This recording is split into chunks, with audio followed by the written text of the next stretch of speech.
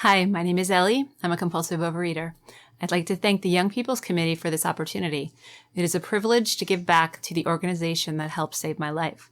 I'd also like to thank my sponsors and the many people who have helped me over these years. Today is OA's 60th birthday, so I feel especially lucky to do this today. Everything I say here will be based on my own experience. It does not represent Overeaters Anonymous as a whole, so please take what you like and leave the rest. I believe I was born a compulsive overeater. I say that because I had a problem with food from birth. At 3 months, I tripled my weight and the doctor told my mom to stop breastfeeding. Nonetheless, I gained so much weight in my first year and became so roly-poly that it took me 18 months to walk. The excess weight on my arms made it look like I had muscles. My mom's friends jokingly asked her if she had me lifting weights. And at one point, I ate so many carrots that I turned orange. In short, food was a problem even before I knew the word for food. The first time I remember binging, I was 4. I was at a friend's house where there was lots of what I would later call good food, my name for sugary, greasy, or other quote-unquote exciting foods often found in the junk food aisle.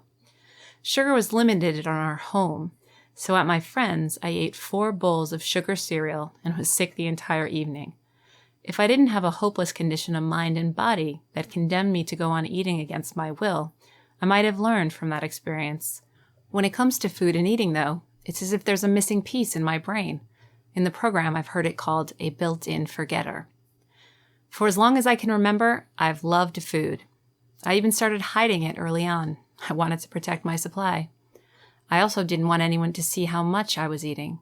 Being alone with my food made me feel safe and protected. Things shifted a bit during my teen years. I still loved food, but I became more aware of my body and appearance. Thin girls were admired, so I wanted to be thin. That posed a problem. I wanted to be thin, yet I still wanted to eat as much as I could. And more. Starting high school in a new state didn't help. There were a lot of thin girls there. For that and a few other reasons, I felt like I didn't fit in. Like I didn't belong. My freshman year, I hit my highest weight. Some boys were to comment about it in their locker room. I was crushed. I felt so ashamed and humiliated. So I ate more. I didn't know how to deal with awkward and uncomfortable feelings without eating. I often picked friends who also had food and body issues. We planned our diets and our diet breaks together. 1 carb, 3 proteins, 1 veggie, 1 fruit, 0 fats. Our meals often went like that. We spoke the same language, so we were comfortable with each other. The Big Book of Alcoholics Anonymous, the main text of AA, and a main text of OA uses the phrase period of controlled drinking. For our purposes, I'll say period of controlled eating. Amidst my yo-yo dieting and binging, I had 1 period of controlled eating. It was after that locker room incident. For almost 4 months, I stayed on a diet and with no breaks. By the end of the summer, I had lost 40 pounds. When I returned to school, people gave me all these compliments. It felt so good to finally be thin. That period didn't last, though. As a real compulsive overeater, it couldn't. I am powerless over food. Unless I use the 12 steps, my periods of quote-unquote controlled eating will inevitably be followed by periods of binging and loss of control. So within weeks of losing that weight, I started eating whole bars of cheese and whole boxes of cereal again. My outsides had changed, but inside I was the same. I was still full of fear, shame, and self-hatred. To deal with those feelings, I overate. OA taught me that the same person will eat compulsively again. So if I don't change, I'll eat. And if I don't eat, I'll change. Change is often not easy for me, but I became more open to it as my eating worsened, and I developed the gift of desperation. The next several years were essentially 1 failed attempt to control my eating. Or, perhaps more accurately, many failed attempts to control my eating. At a certain point, the obsession with food got so bad that I could no longer eat in the presence of others.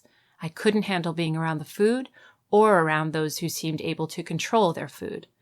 The Big Book calls such people those who drink, or eat in our case, with impunity. I resented those people, and being around them made me resent myself even more. It didn't occur to me that the problem may have been within me, so the logical response was to remove myself from what I perceived the problem to be, food and being around quote-unquote normal eaters. So I ate alone. The Big Book uses the phrase drinking career. Unlike most people, I have a professional career and an eating career. And in my case, my eating resume may be more impressive than my professional one. Seriously, to avoid eating more, sometimes I chewed 5 packs of sugarless gum a day. I weighed myself multiple times a day and often put on my skinny jeans to see how I was doing. I over-exercised and took laxatives, often entire boxes at a time. One of my bulimic friends showed me how to make myself throw up. Thankfully, I never could. At the time, I wasn't so grateful, though. Had I been able to throw up by reason, I could have eaten more. I considered myself a failure and a wimp for not being able to make myself throw up. In retrospect, that shows me how not well I was. Often, after yet another diet ended in yet another binge, I surrendered to the idea that this was how adult life was supposed to be. An endless cycle of dieting, binging, and trying to lose the weight I had previously gained and lost. On almost every Monday, the first of the month, and New Year's Eve, I made vows to change my eating, and so I could be thin. One New Year's Eve, I made my pledge at midnight, and by 12:11, I was already in the candy jar. I had little hope that life could be different. At times, I had little hope that life was worth living. The Big Book says, lack of power, that was our dilemma. To me, that means that every time I go up alone against the food, I lose. That's why this is a we program. We can do what I can't. OA and the 12 steps have given me sanity with food. I define sanity with food as having a choice. Before OA, I didn't have a choice. I was driven to eat against my will. I remember one time when in my mind I was putting the peanut butter jar back in the cupboard, but my body kept returning to it to eat more and more. My mind was saying one thing and my body was doing another. That was powerlessness in action, and it was terrifying. Thanks to OA, today I have choices. I went to my first OA meeting a month after turning 17. It was at a treatment center, and they thought I was the leader. I found that funny, especially since I had been outside binging in the car. That was typical of me at the time, looking put together on the outside to compensate for feeling inadequate inside. After all, if you thought I was okay, well then maybe I was. Ironically, I would end up as a patient at that same treatment center 6 months later. The universe definitely has a sense of humor. There was something comforting about being in a room with others who understood how I felt about food, and especially those with a solution. They did some of the same wacky things I did with food. I had finally found my people. OA was my tribe. I did not get abstinent right away. Instead, I came to OA for almost 5 years, during which time I had periods of abstinence followed by periods of binging. In those years, I went to multiple treatment centers and recovery homes. They helped, even a lot at times, but the result was the same. Eventually, I had to leave and inevitably began dieting and binging again. I sometimes hear struggling OA members say that they wish that they could go to such places. As someone who spent a lot of time in them, my experience is that they are not the be-all and end-all. They helped me to stop temporarily, but not to stay stopped. I needed OA and the 12 steps to do that. Although I continued to eat compulsively on and off for 5 years while in OA, I never left. Even when I binged before or after a meeting, I went.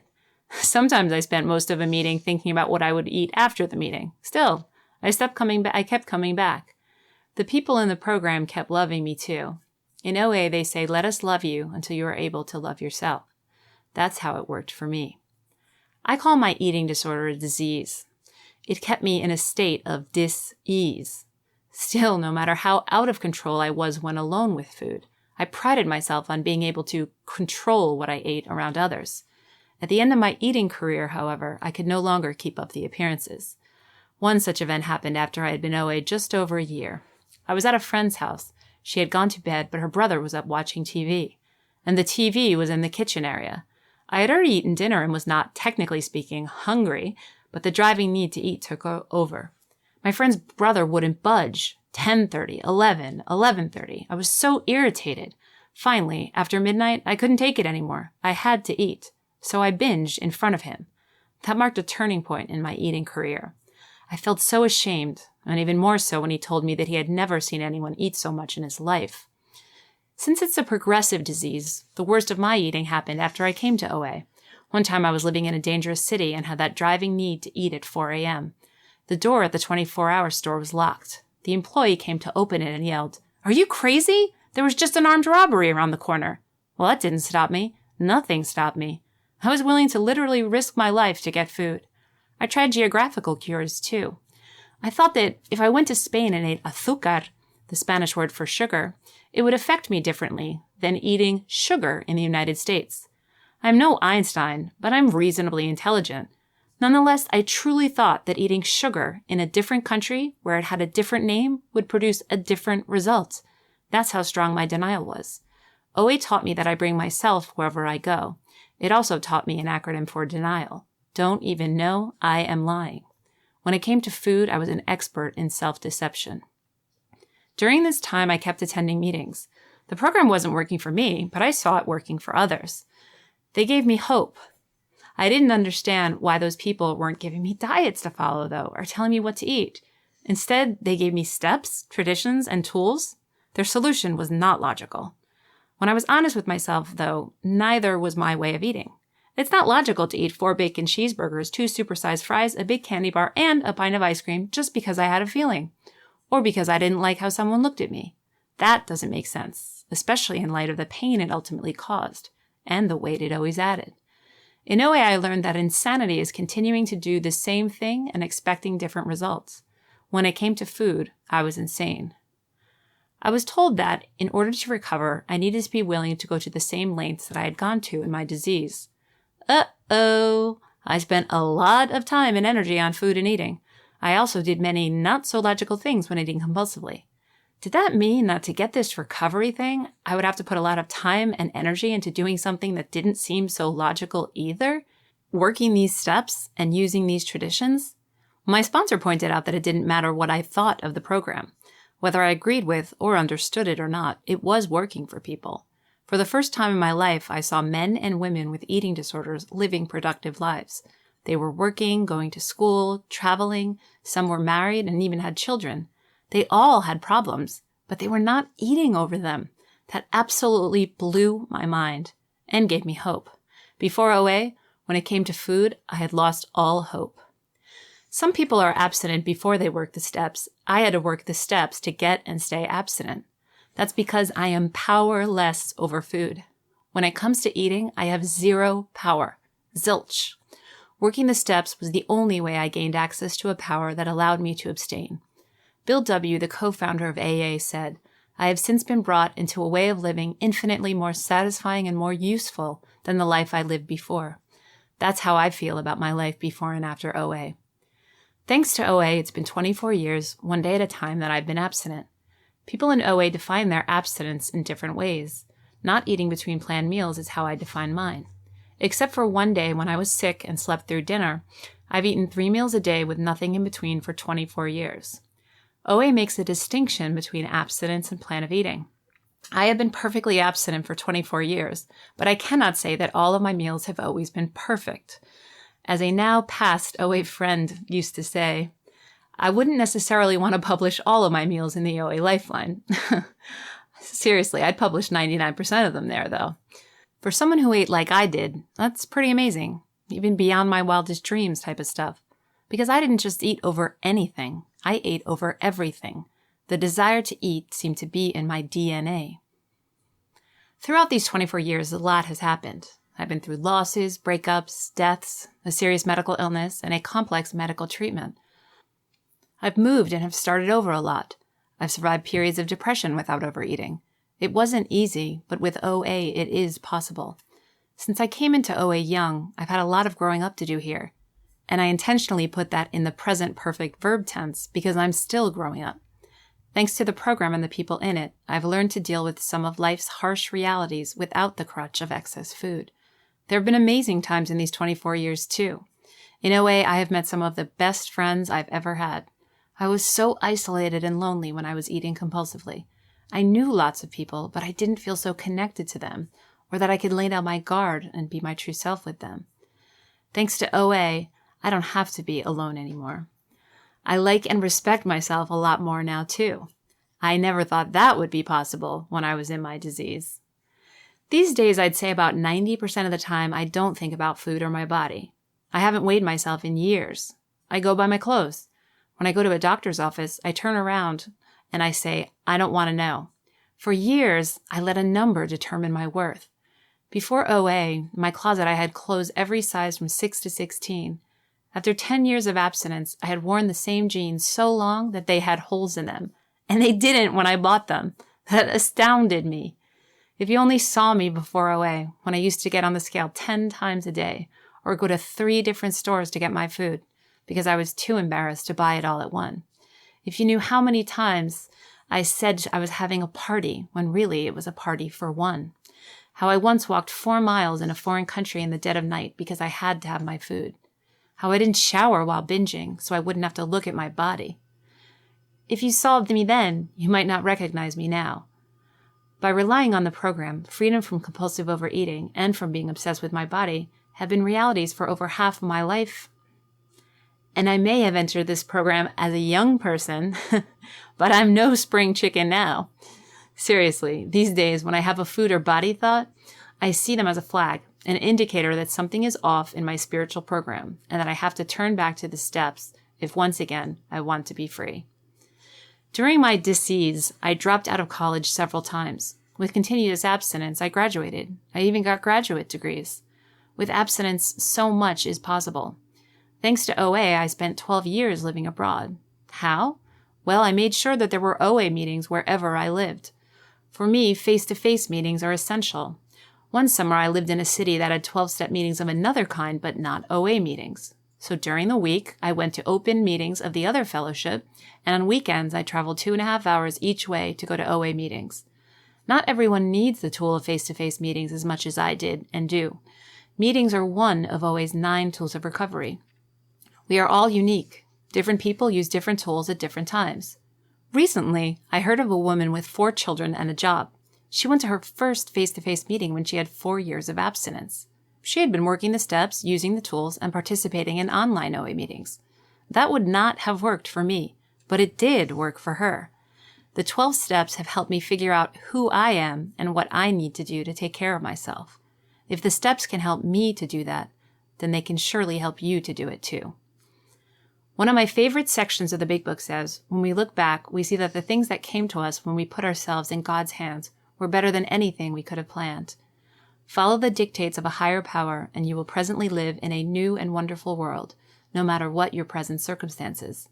When I got to OA, I was so sick that I thought I'd never travel again. Fast forward almost 30 years, and now I've attended OA meetings in over 20 countries and 12-step meetings of some kind and many more. That was definitely beyond my wildest dreams. I think it's important to mention that as compulsive overeaters, we can always attend open meetings of other 12-step fellowships. Always an offshoot of Alcoholics Anonymous. Why not go straight to the source? My dreams may not be your dreams and vice versa. Still, whatever our dreams may be, they are more attainable in OA.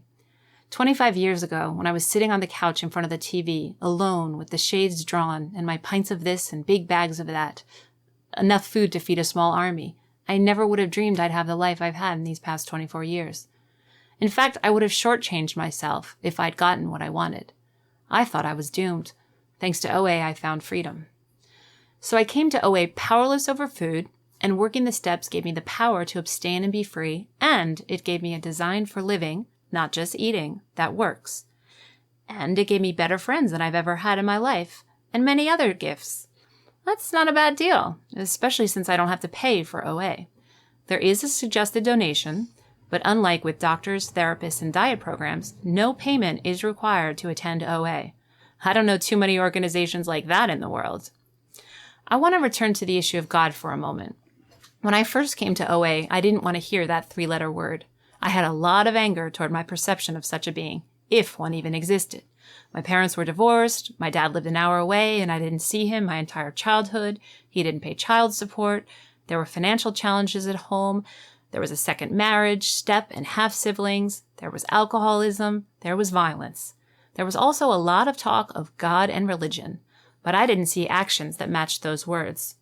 When I got to OA, hearing those 3 letters made me want to walk right back out the door and in the other direction. Thankfully, the program says, and this comes from the AA 12 and 12, the hoop you have to jump through is a lot wider than you think. Relax. All you truly need is an open mind. And the Big Book tells us that we can choose our own conception of God. At first, I used the substitution method. So for a long time, OA was my higher power. In OA, I saw results that I could not produce on my own. Moreover, our 12 steps starts off by saying, having had a spiritual awakening as the result of these steps. So, if we thoroughly work the first 11 steps, we are promised a spiritual awakening in step 12. Our invitation to you affirms this. It says, as a result of practicing the steps, the symptoms of compulsive eating and compulsive food behaviors are removed on a daily basis. That sounds like a promise to me. When I got to OA, the terms spiritual experience and spiritual awakening scared and disgusted me. They also sounded vague and esoteric. The Big Book helped dispel the ambiguity. At the end of the book, in a section called Spiritual Experience, it says, the terms spiritual experience and spiritual awakening mean the personality change sufficient to bring about recovery from alcoholism. I substituted compulsive eating for alcoholism, and that's how I learned that spiritual awakening and spiritual experience, as defined by the program, are not necessarily religious. Members are invited to continue their religious practices or to adopt new ones if they choose, but OA has no affiliation with religion. As per our 10th tradition, OA has no opinion on outside issues, and in OA, religion is an outside issue. In that same section of the book, it says, most of our experiences develop slowly, over time. Quite often, friends are aware of the difference long before he is. After 8 years of abstinence, I ran into someone with whom, years earlier, I had gone to high school on the other side of the country. After talking for a long time, he said to me, you are completely different than you were in high school. Thank you, OA, or thank you, God, some might say. I hated who I was in high school. OA turned me into a person that it was easier for myself and others to like. The Big Book says that willingness, honesty, and open-mindedness are the essentials to recovery. Practicing those principles has not always been easy, especially in a world that much of the time does not practice them. OA taught me that I don't have to be perfect. We are not saints, the Big Book says. We strive for spiritual progress rather than spiritual perfection. What a relief. Before OA, I always tried to be perfect, and inevitably, I always failed. Thanks to OA, I now know that part of being human is, well, being human. That means making mistakes. The 10th step says, when we were wrong, we promptly admitted it. It doesn't say if we were wrong. In other words, I will make mistakes. Accepting that has made life much easier for me. Moreover, the program provides me with a pathway out of my mistakes, the 12 steps.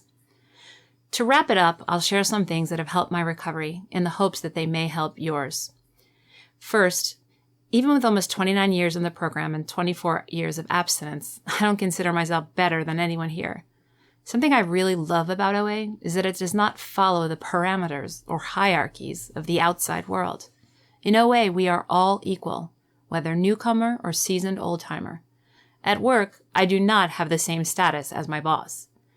But in OA, there are no stars or VIPs. Even if we are professionals in the outside world, when it comes to OA, we are just compulsive eaters trying to recover from our own eating disorders. Moreover, OA is a 24-hour program. That means that the person with the quote-unquote most abstinence is the one who got up the earliest. I got up at 8:30 this morning. If you woke up earlier and have not eaten compulsively today, then you have quote-unquote more abstinence than me. As one of my favorite OA friends says, OA is not a competitive sport. The highest level we attain here is abstinent. I like to add human to that too. Secondly, I do not underestimate the power of this disease. The program calls it cunning, baffling, and powerful. I like to add patient to that list. They say that when I'm in a meeting, my disease is outside the door doing push-ups. There is also a metaphor with the disease of alcoholism and a tiger. When alcoholics stop drinking, they put the tiger in the cage and can throw away the key. As compulsive overeaters, we have to walk the tiger 3 times a day. Not surprisingly, OA has been called the PhD of 12-step programs. The Big Book says we can recover, but we are not cured of this disease. I quote, what we really have is a daily reprieve contingent on the maintenance of our spiritual condition. Step 3 in the OA 12 and 12 calls the program simple but not easy. As an OA friend says, it's easier to stay abstinent than to get abstinent. But I still have to work at it now. Navigating the vicissitudes of this world is not always easy. Well, at least not for me. Next, it really helped to find a sponsor and home group to whom I could be accountable. I was told to find a sponsor who had what I wanted. I wanted someone with freedom from compulsive eating. Having and being a sponsor are essential for me. Nowadays, if I can't find a sponsor in a face-to-face meeting, there are sponsors available online. OA has an entire virtual region now with online and hybrid meetings, face-to-face meetings with online participation. We have come so far. When I got to OA, we called in our food by putting a dime into a payphone. Now I'm really dating myself. Seriously, at one virtual meeting that I attended, there were people from 5 countries. It was so cool. These days, thanks to the internet, I can always attend a meeting or listen to a podcast. The old excuse of, I don't have time for a meeting, no longer holds. Well, at least not with my sponsor. I will make a quick plug for face-to-face meetings. Even if you are one of the people taking advantage of the awesome new OA resources available online, please consider coming to face-to-face meetings once in a while. Sharing my experience, strength, and hope with others, and especially with newcomers in person, can be very helpful to them and to me. It's also been important for me to remember that our 12th tradition says to place principles before personalities. As a perfectly imperfect human being, I can't expect people in the program, including myself, to not have flaws. In OA, we all have clay feet. That's why the message is more important than the messenger. People in OA have let me down. I've let people in OA down, and I will again. The program and its principles, however, have never failed me. It works when I work it. And lastly, to stay in this program, I had to find an abstinence and food plan that one day at a time were livable, achievable, and right for me. The steps guided me there. In hindsight, I'm glad no one told me what to eat when I first got here. If they had, I might have left. OA is made up of compulsive eaters of all types. Anorexics, bulimics, bingers, grazers, compulsive overeaters, exercisers, dieters, and so on. As it says in the 3rd step in the OA 12 and 12, I quote, "What is a healthy choice for one might be lethal for another." As a member and sponsor, I'm here to share my experience, strength, and hope with you, to help you find your truth, not to insist that you adopt mine. Heck, I don't even know what's best for me half the time. How could I possibly know what's best for you? I can, however, share what's worked for me with you. Then we can work the steps to find what's right for you. To me, this involves attraction and retention of membership. In the United States, among professionals, there's a widespread acceptance that AA offers a viable solution for people with alcohol problems. Almost routinely, judges, doctors, and therapists direct those with alcohol problems to AA. Sadly, this isn't yet the case with OA. I've known professionals and even entire treatment centers who won't send their patients to OA because they think we support a certain way of eating. Yet that is not what our literature says. Our invitation to you says, I quote, "We do not advocate any particular plan of eating." In Tradition 10 in the OA 12 and 12, it asks, I quote, "Do we ever give the impression that there's an OA opinion on diets, on weight loss programs, on food plans, on exercise, on sugar? Although many of us refrain from eating sugar, that is a personal choice, not the opinion of OA as a whole. OA has no opinion on food plans, so please don't stay away because of that."